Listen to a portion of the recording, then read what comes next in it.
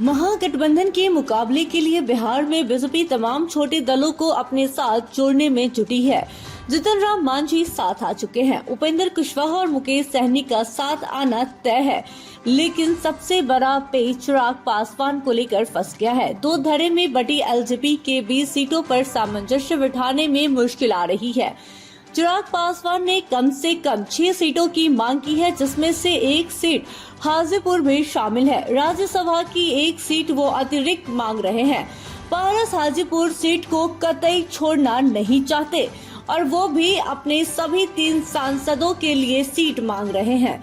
2019 के लोकसभा चुनाव में राजग में एलजेपी को 6 सीटें मिली थी और पासवान को बीजेपी ने राज्यसभा भेजा था। एलजेपी के सभी प्रत्याशी विजय रहे थे। पार्टी में विभाजन के बाद पारस के साथ 4 सांसद आ गए। चिराग अपने खेमे में अकेले सांसद रह गए, लेकिन चिराग पासवान ने मेहनत कर पार्टी को नए सिरे से खड़ा कर लिया। पार्टी का कैडर वोट उनके साथ खड़ा है। ऐसे में चिराग की अनदेखी बीजेपी नहीं कर सकती। पशुपति पारस पार्टी तोड़कर बीजेपी के साथ था, इसलिए उन्हें मझधार में छोड़ने से खराब संदेश जा सकता है। भाजपा चिराग और पारस की राजनीतिक हैसियत उनके आधार वोट से नाप रही है, लेकिन पासवान की विरासत के दूसरे दावेदार पारस खुद को असली एलजेपी बता रहे हैं। भाजपा कतई नहीं चाहेगी कि चाचा भतीजा अलग अलग लड़े और पासवान वोटों का बिखराव हो, क्योंकि भाजपा के लिए जितना उपेंद्र कुशवाहा और जीतन राम मांझी महत्वपूर्ण है, उतने ही चिराग पासवान और पशुपति पारस भी है।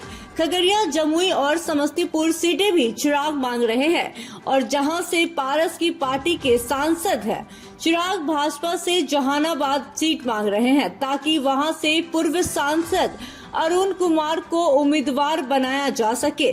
पार्टी के प्रधान महासचिव संजय पासवान लंबे अरसे से जमुई लोकसभा सीट के पार्टी प्रभारी है। उन्हें भी किसी सुरक्षित सीट से लड़ाने की बात है। वो सीट गोपालगंज हो सकती है।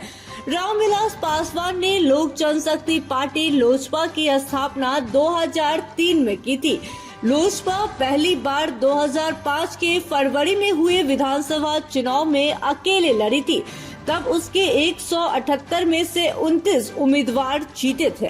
उसे 12.62% वोट मिला था। यह लोजपा का अब तक का सर्वश्रेष्ठ प्रदर्शन है। उसी साल नवंबर के विधानसभा चुनाव में लोजपा ने 2003 सीटों पर उम्मीदवारों को लड़ाया, लेकिन जीत सिर्फ 10 सीटों पर हुई। वोट प्रतिशत भी गिरकर 11.10% पर आ गया। लोजपा 2010 का विधानसभा चुनाव राजद से मिलकर और 2015 का विधानसभा चुनाव भाजपा की साझेदारी में लड़ी। वोट क्रमशः 6.74% और 6.83% रहा। इस लिहाज से 2020 के चुनाव में अपने दम पर 5.66% वोट हासिल करना चिराग की उपलब्धि कही जा रही है। Bureau report, city post live.